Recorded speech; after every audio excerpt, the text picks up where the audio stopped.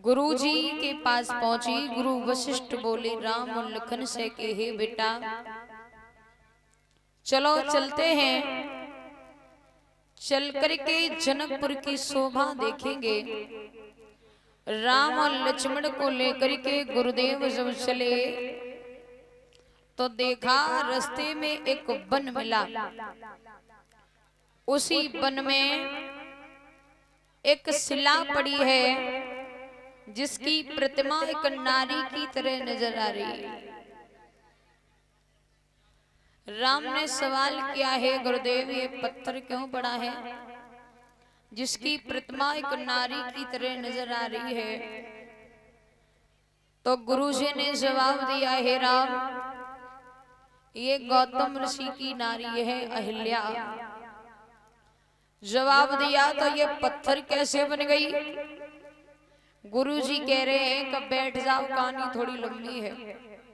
राम और लखन को बिठा लियो। गुरुजी ने समझाया, सुनो राम, ये जो पत्थर पड़ा है ये पत्थर नहीं है, तो ये गौतम ऋषि की नारी है अहिल्या। अहिल्या देखने में बहुत सुंदर थी। अहिल्या की सुंदरता जब इंद्र ने देखी तो इंद्र की बुद्धि खराब हो गई। अब इंद्र सोच रहा है कि अहिल्या यदि मेरी पत्नी होती तो कितना अच्छा रहता। एक बात और आई दिमाग में का कि हमको ऐसी दुल्हन मिल जाती मेरे सब मन की जाती।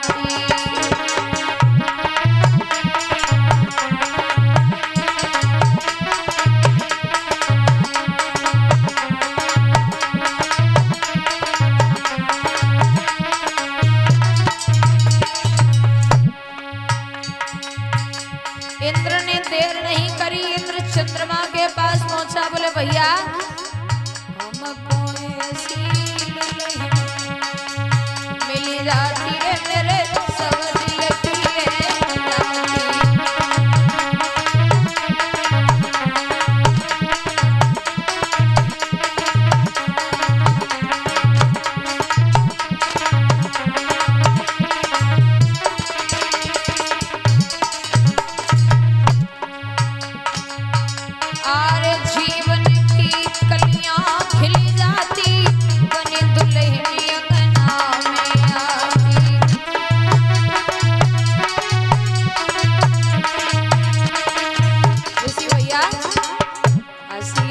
की जिंदगी कटी जाती रे मेरे सब लगी है जाती।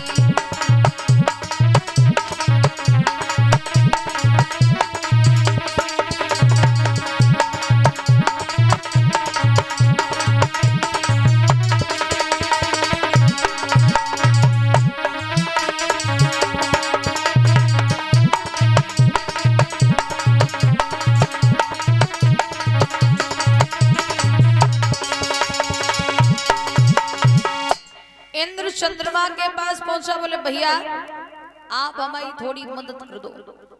बोले, कहिए। जवाब दिया, आप कुछ समय के लिए मुर्गा बन जाओ। एक बात और बता दो, नीच आदमी की नीच आदमी से मित्रता बहुत जल्दी होती है, जैसे शराबी की शराबी से होती है। मैंने कल कहा था कि एक शराबी आगे बैठा और एक सबसे लास्ट में। राम जाने कहां से मैक लगते हुए कट के पीछे ही लग जाएगी। बोले, भैया आए गए? बोले, आए गए। बोले, संध्या की व्यवस्था? बोले, चिंता ही ना करा। चंद्रमा ने कहा, भैया हमारे हो तो है, अगर तुम्हें दिक्कत हो तो हमारा जीनो बेकार है, इतना तो मैं कर ही सकता हूँ, बताओ क्या करना है? जवाब दिया, आप मुर्गा बनके रात जब आदि हो तो गौतम ऋषि के दरवाजे पर पहुंच जाना। फिर वहां जाकर के बांग लगाना। गौतम ऋषि का नियम है, सुबह जब 4 बजे मुर्गा बांग देता है तब वो गंगा स्नान को जाते हैं। अच्छा, पहले आदमी के पास घड़ी नहीं होती थी। मुर्गा जब सुबह बांग देते थे तब समझ में आता था कि सवेरो। अब तो बिल्कुल सिस्टम ही चेंज है। अब तो आदमी इतना तेज हो गया कि काट पीट के छौंक छाक के घड़ी खाई ली। अब चाहे 1 बजे तक सो, चाहे 12 बजे तक सो।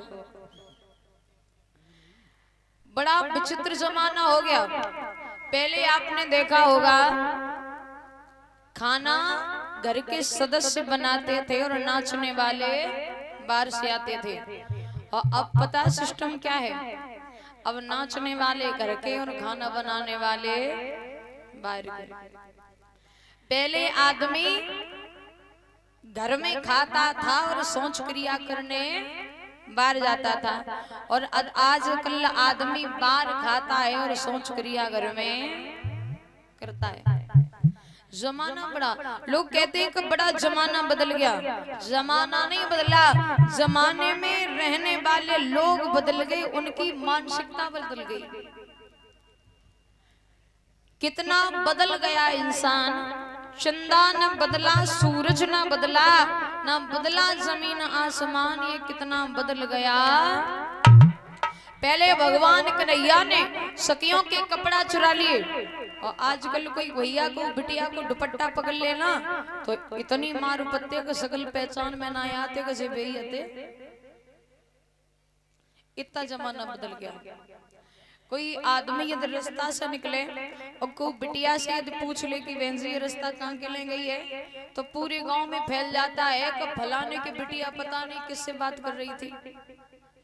लेकिन ध्यान रखना दादा, विद्वान कहते हैं कि जो हम करते हैं, जो हम सोचते हैं, वो चीजें घूम के हमारे पास एक ना एक दिन जरूर आती हैं।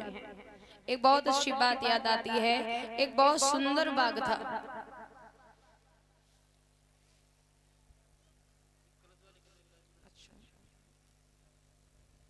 और ये राम बाबू यादव फौजी नंगला वीरे करेल से कलश वाली कन्या का सम्मान करेंगे। खड़ी हो जाओ। एक काम करो, तुम आगे बैठ जाओ, लाइन लगाए गए हैं। और ये पलक, अच्छा पलक सनो राजू यादव, ये बिटिया मुकुट पहना के सम्मान कर रही है नंगला वीरे करेल से। एक बार जोरदार तालियां बजा के सम्मान कीजिए। भगवान से सुख और शांति की कामना है। राधा रानी हमेशा अपनी कृपा दृष्टि बनाती रहें, यही भगवान से आशा और अभिलाषा है। बोल भक्त और भगवान की। एक बहुत सुंदर बाग था। बाग में बहुत सुंदर सुंदर फल लगे थे। एक व्यक्ति का वहां से निकलना हुआ।